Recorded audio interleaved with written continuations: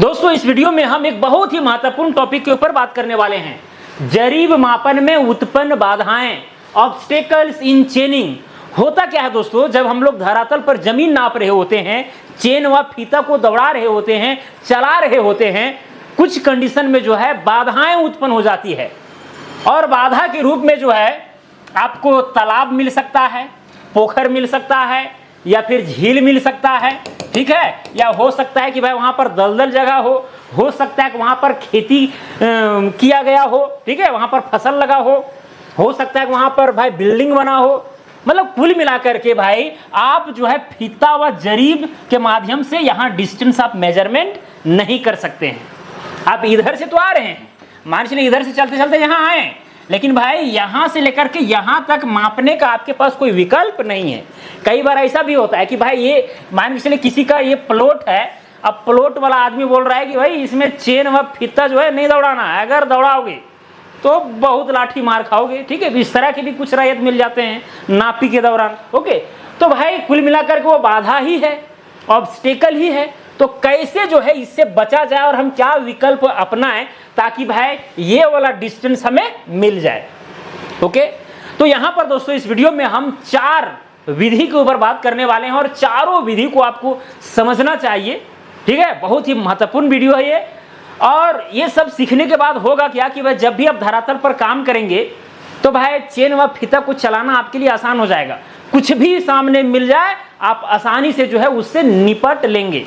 आजकल के अमीन लोग जो गांव घर में नापी कर रहे हैं, केवल हाथ से भाई दायां बायां करके किसी तरह से समकोण वगैरह बना करके काम कर दे रहे हैं, भाई भविष्य के लिए उलझन है एक तरह से। आने वाला समय में भाई वहां पर वो त्रुटि दिखेगा, सिंपल सी बात है। तो क्यों ना हम आज से ही जो है उस लेवल का काम करें ताकि भविष्य में वो त्रुटि ना रहे, ओके। तो चलिए शुरू करते हैं। और चेन सर्वे में ये सब जानना दोस्तों बहुत जरूरी है। आप चेन सर्वे कर रहे हैं, जमीन का नापी जोखी कर रहे हैं और ये सब नहीं जानते तो फिर भाई समझिए आप अधूरा है। तो यहां पर सबसे पहले प्रथम विधि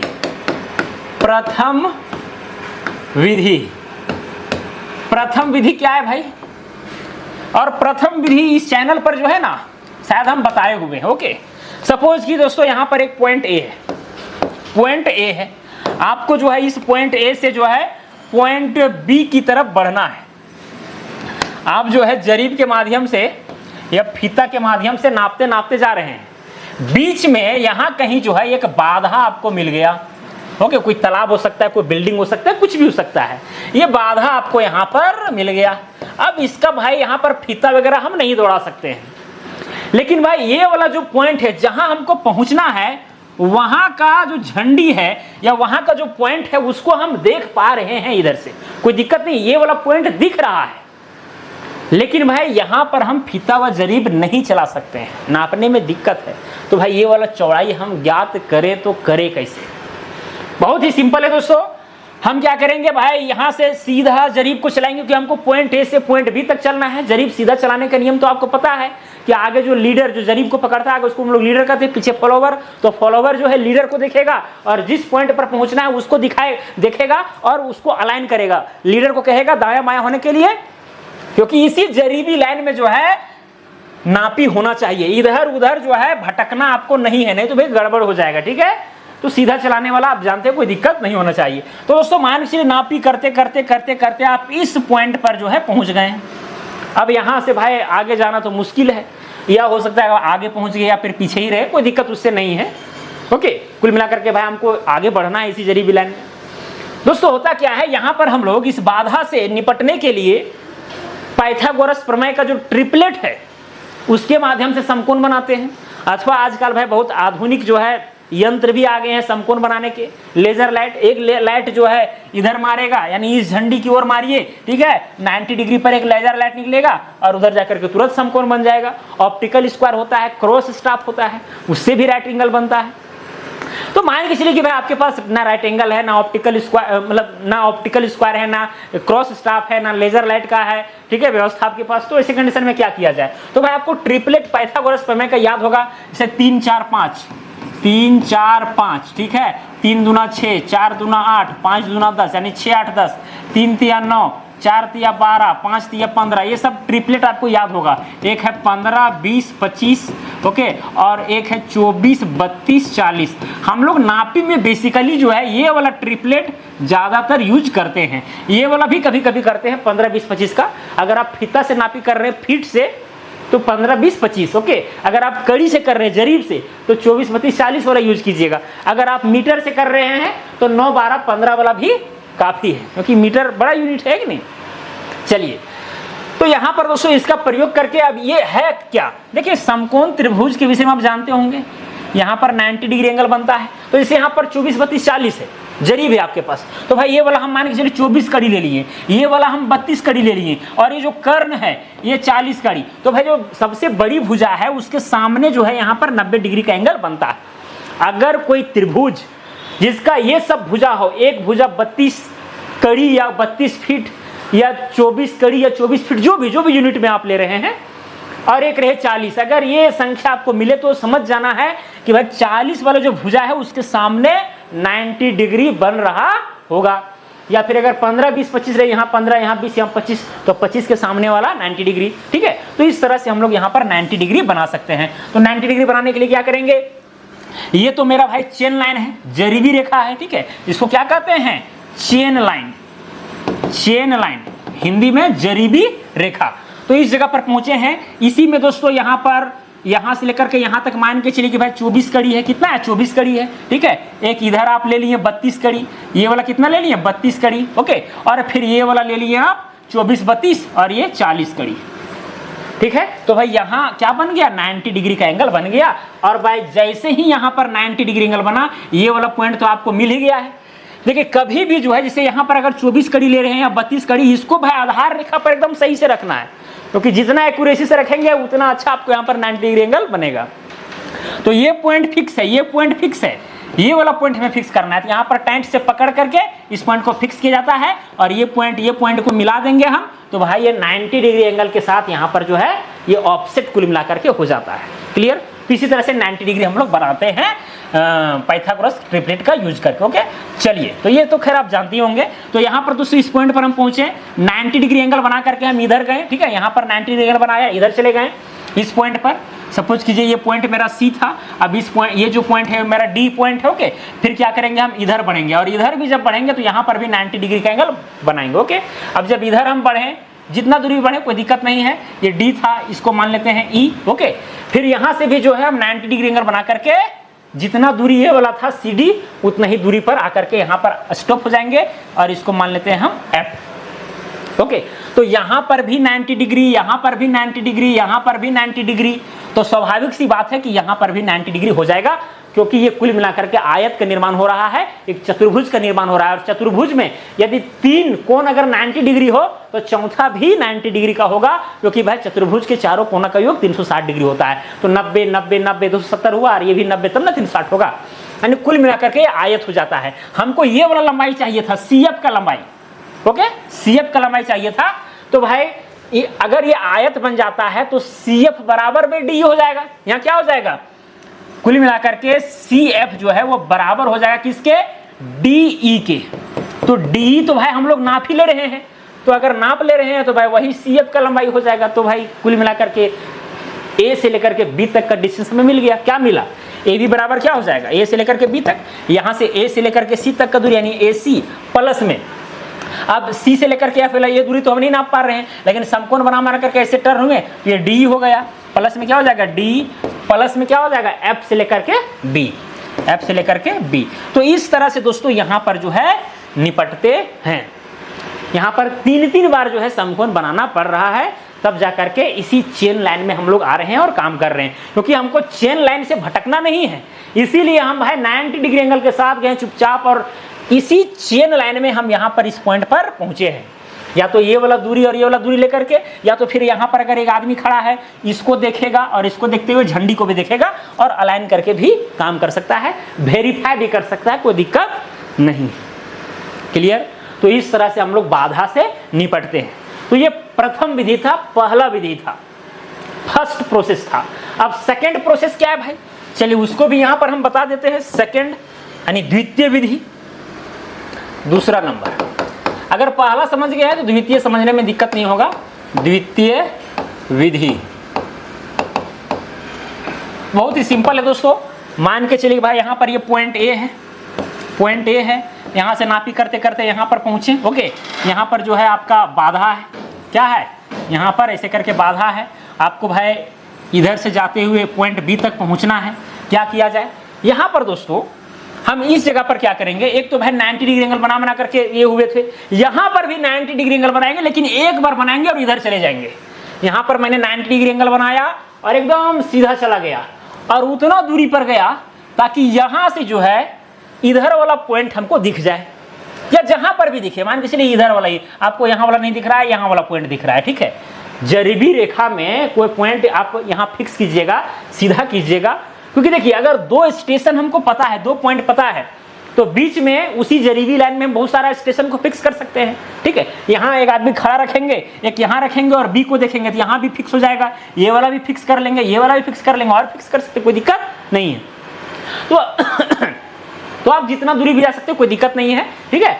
अब क्या करेंगे दोस्तों, यहाँ पर एक ही बार बनाएंगे, उसके बाद सीधे सर्रा जो है यहाँ पर ऐसे करके आ जाएंगे। यहाँ पर एक बार मैंने 90 डिग्री एंगल बनाया, उधर गया, उसके बाद दोस्तों यहाँ से आप कहीं भी पहुँच गए, इसी जरीबी लाइन के कोई भी पॉइंट में, हम इस पॉइंट पर पहुँच गए, जरूरी नहीं है कि इसी पॉइंट पर पहुँचेंगे, इसी पॉइंट पर पहुँचेंगे, किसी भी पॉइंट पर आप पहुँच सकते हो, कोई दिक्कत नहीं है। अब देखिए ये वाला दूरी तो हम पता कर ले रहे हैं, मान चलिए ए है, ये बी, इसको मान लेते हैं सी, इसको मान लेते हैं डी और इसको मान लेते हैं ई। तो भाई ये CD तो हम नाप लेंगे, कोई दिक्कत नहीं है। और CD का दूरी मान के चलिए भाई ये 50 फीट लिए, और ये वाला जो दूरी है दोस्तों वो आ गया मान के चलिए 75 फीट। कितना आ गया, 75 फीट, क्योंकि ये तो हम नाप सकते हैं ना, बाधा तो मेरा ये है। हमको यहाँ कुल मिलाकर के CE है ना, ये ई वाला ई है, हमको कुल मिलाकर के C निकालना है। CE बराबर में क्या होगा, यही तो हमको चाहिए। तो एक ही बार समकोण बनाइए, आपका कहानी खत्म, कोई दिक्कत नहीं है भाई। ये कुल मिलाकर के समकोण त्रिभुज का यहाँ पर निर्माण हो रहा है। अगर यहाँ पर ऐसे मिला देंगे तो यहाँ पर 90 एंगल कुल मिलाकर के समकोण त्रिभुज है। और समकोण त्रिभुज का आप लोग जानते होंगे कि भाई h स्क्वायर बराबर में होता है b का स्क्वायर प्लस में p का स्क्वायर। अगर मान के चलिए हमको ये वाला निकालना है, सपोज कीजिए ये वाला b था, बेस था, ठीक है, तो कुल मिलाकर के b बराबर में हो जाता है h स्क्वायर माइनस में p स्क्वायर, इसका रूट अंडर। अगर इस बेस को हमको निकालना है तो रूट अंडर हाइपोटेनियस का स्क्वायर माइनस में परपेंडिकुलर का स्क्वायर। तो h और p का वैल्यू हमको पता है, ये हाइपोटेनियस यानी कर्ण और ये वाला जो लंब है वो दोनों हमको पता है, फार्मूला में रख देंगे तो ये वाला भुजा हमको मिल जाएगा। यानी कुल मिलाकर के अगर देखा जाए तो यहाँ C बराबर में हो जाएगा, C बराबर में हो जाएगा, CE बराबर में हो जाएगा रूट अंडर डी का स्क्वायर, DE का स्क्वायर माइनस में ये वाला CD का स्क्वायर, फिर यहाँ पर रूट अंडर लगाएंगे। अब यहाँ पर तो मैंने नापी किया है ये वाला दोनों, ठीक है, तो यहाँ पर 50, तो 50 का स्क्वायर माइनस, अच्छा 50 नहीं वो 75 होगा, सॉरी कहाँ गया भाई, ये देखिए 75 का स्क्वायर माइनस में हो जाएगा 50 का स्क्वायर, फिर बराबर करेंगे रूट अंडर 75 का स्क्वायर करेंगे तो हो जाएगा 25 और 7 और 1 8, 7 8 56, यानी 5625 आएगा। और यहाँ पर करेंगे तो 25 और डबल 0 2500 हो गया। 5625 में से यहाँ 2500 अगर हम माइनस करेंगे तो 2500, 25 और 6 3125 आया, 3125 आया। अब 3125 का जो है आप वर्गमूल निकाले फटाफट, ठीक है। तो वर्गमूल यहाँ पर दोस्तों आ गया 55.9 इतना आया, ठीक है। अगर मान के चलिए सब फीट में नाप रहे थे तो ये भी फीट में आ जाएगा, यानी पॉइंट में 9 आया तो समझना है मोटा मोटी 11 इंच, ओके 11 इंच समझ लीजिए। या फिर 1 इंच का भाई जब नापी कर रहे धरातल पर तो भाई 1 इंच का वैसा कोई विशेष मतलब नहीं बनता है, तो 56 फीट मोटा मोटी। मतलब दोस्तों यहाँ पर C से लेकर के E तक का दूरी कितना है, 56 फीट है। तो बताइए इस बाधा में अगर हम फीता नहीं दौड़ा पा रहे हैं, कोई घर बना हुआ है, कुछ भी बना है, ठीक है, एक बार केवल समकोण आपको बनाना है, सर्रा जो है यहाँ पर चले जाना है किसी भी पॉइंट पर, ओके। ये दूरी आपको पता, ये दूरी पता, इस फार्मूला के माध्यम से ये वाला दूरी हम निकाल लेंगे। बाकी बात भाई हमको A से B तक पहुंचना था, यहाँ से यहाँ दूरी पता ही है, ये वाला हम ज्ञात ही कर लिए, उसके बाद आगे का काम शुरू करेंगे, है कि नहीं। लेकिन हमेशा चेन लाइन में रहना जरूरी है, ओके। चलिए तो द्वितीय विधि था, अब चलिए तृतीय विधि में चलते हैं दोस्तों। तृतीय विधि तीसरा नंबर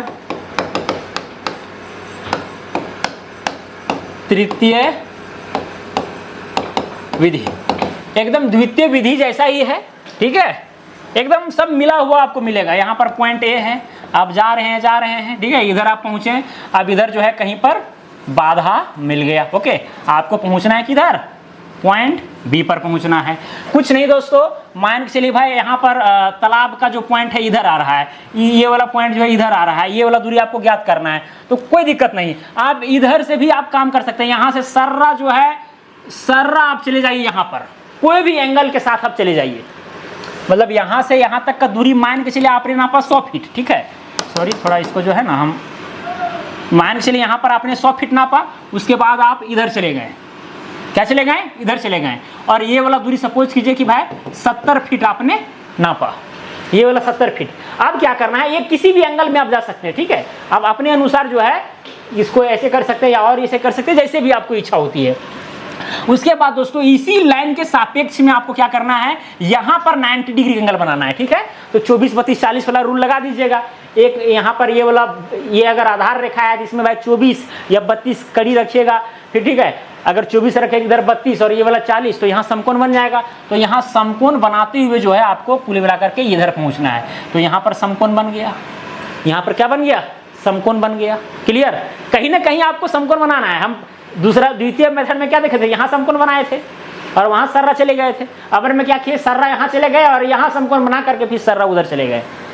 तो ये वाला भी जो है बहुत उचित है, इसीलिए क्योंकि भाई अगर द्वितीय विधि में देखेंगे तो ये वाला ज्यादा दूरी आपको जाना पड़ेगा, तब ये सीधा लाइन आप चला सकते हैं, लेकिन इसमें ज्यादा दूरी आपको कवर नहीं करना पड़ेगा, बस इसी के किनारे से आप ये वाला लाइन चला करके तुरंत ये मुड़ सकते हैं। ओके, तो ये ज्यादा उचित मेथड है। ओके, चलिए, तो यहाँ पर 90 डिग्री मिल गया, तो भाई यहाँ पर भी कुल मिलाकर के ये समकोण त्रिभुज ही है, समकोण त्रिभुज ही है। ये कुल मिलाकर के सामने वाला क्या हो जाएगा, हाइपोटेनियस हो जाएगा। ये वाला मान के चलिए कि भाई ये जो है ये बेस है, ठीक है, बेस 70 फीट, ये वाला भी आप लंबाई नाप ही सकते हैं। मान के लिए आया 80 फीट, कितना आया 80 फीट, तो ये वाला कितना आएगा, ये आराम से जो है दोस्तों आप निकाल सकते हैं, कोई दिक्कत नहीं है। और ये मान के चलिए कि यहाँ पर P है, परपेंडिकुलर, P = 80 फीट, तो H का वैल्यू नहीं निकलेगा, एकदम निकलेगा।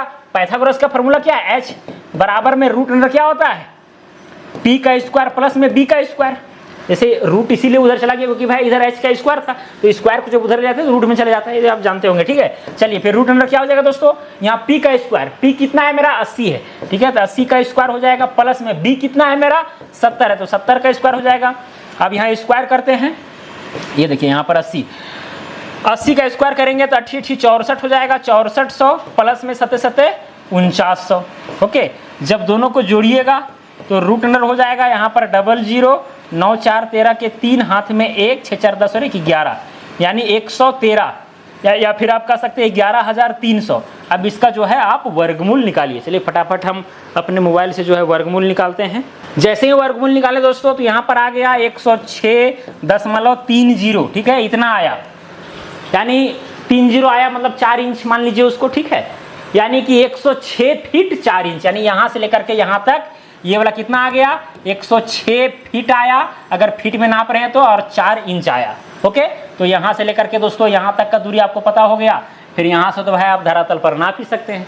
तो इस तरह से जो है हम लोग धरातल पर अगर कोई बाधा उत्पन्न होता है तो इस तरह से टर्न आउट होते हैं। जो पहला जो हम प्रथम विधि में जो बताए थे वो थोड़ा सा लेंदी था, 3 बार बनाना पड़ रहा था, लेकिन द्वितीय और तृतीय बहुत आसान है, एक बार बनाइए, सर्रा पहुंचिए और पाइथागोरस का यहाँ पर जो है आप फार्मूला लगा दीजिए, काम हो जाएगा, खत्म। ठीक है, चलिए एक और है विधि जो कि इसी के जैसा मिलता जुलता प्रतीत होगा, चौथा नंबर,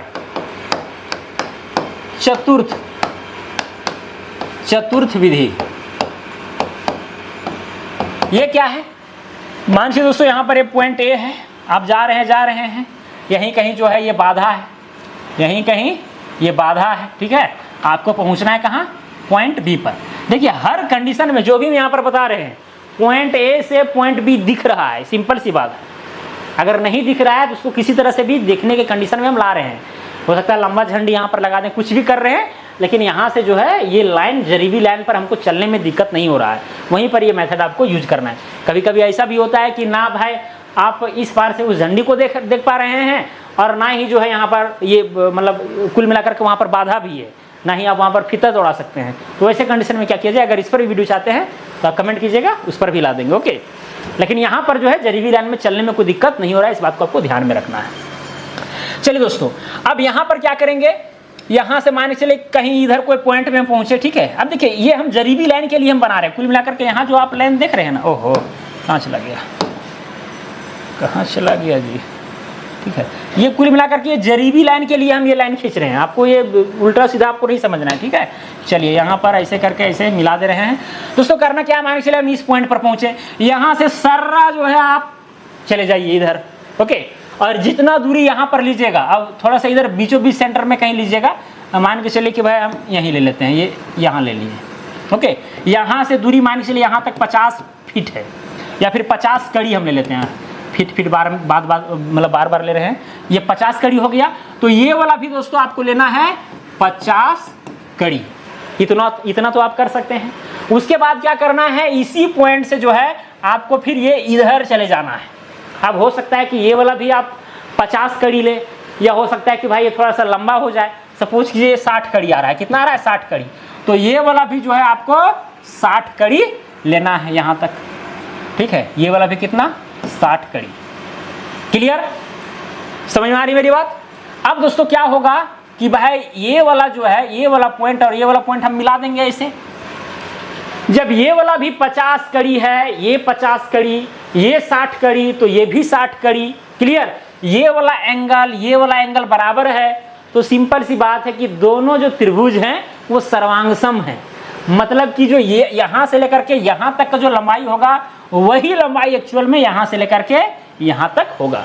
तो इस तरह से भी जो है हम लोग बाधा का यहाँ पर कैलकुलेशन कर लेते हैं। क्लियर, बस आपको ध्यान देना है, 50 कड़ी लिए हैं, ये भी 50 कड़ी, ये 60 लिए हैं, ये भी 60, ये सिद्ध होना चाहिए, ये भी सिद्ध होना चाहिए। क्लियर, तो अगर एंगल और उसके दो जो संगत भुजाएं हैं किसी अन्य त्रिभुज से अगर उसी तरह से बराबर हों, तो वैसे कंडीशन में दोनों त्रिभुज क्या हो जाते हैं, सर्वांगसम हो जाते हैं। जब सर्वांगसम सभी अंग समान हो जाएंगे, तो जो भुजा का लंबाई ये वाला होगा, ये वाला तो हम नाप ही सकते हैं क्योंकि यहाँ पर तो बाधा है नहीं, और वही लंबाई एक्चुअल में इसके लंबाई के बराबर हो जाएगा। सपोज कीजिए ये वाला m था और ये वाला n था, ये वाला p था, ये वाला q था, तो यहाँ पर कुल मिलाकर के pq बराबर में क्या हो जाएगा, mn हो जाएगा, या फिर mn बराबर में आप pq कहिए, जो आपको इच्छा लगता है। ओके, तो इस तरह से भी दोस्तों हम लोग यहाँ पर बाधा से निपटने का प्रयास करते हैं। तो चारों जो यहाँ पर विधि मैंने आपको बताया, मुझे उम्मीद है कि आपको समझ में आया होगा, कहीं भी किसी तरह का परेशानी नहीं हुआ होगा दोस्तों। अगर परेशानी है, कोई दिक्कत है, किसी तरह कन्फ्यूजन है, तो आप कमेंट करके पूछ सकते हैं, मैं उसका जवाब देने का प्रयास करूंगा। ओके, तो चलिए दोस्तों आज के लिए इतना ही, अब मिलेंगे अगला वीडियो में। जय हिंद, जय भारत।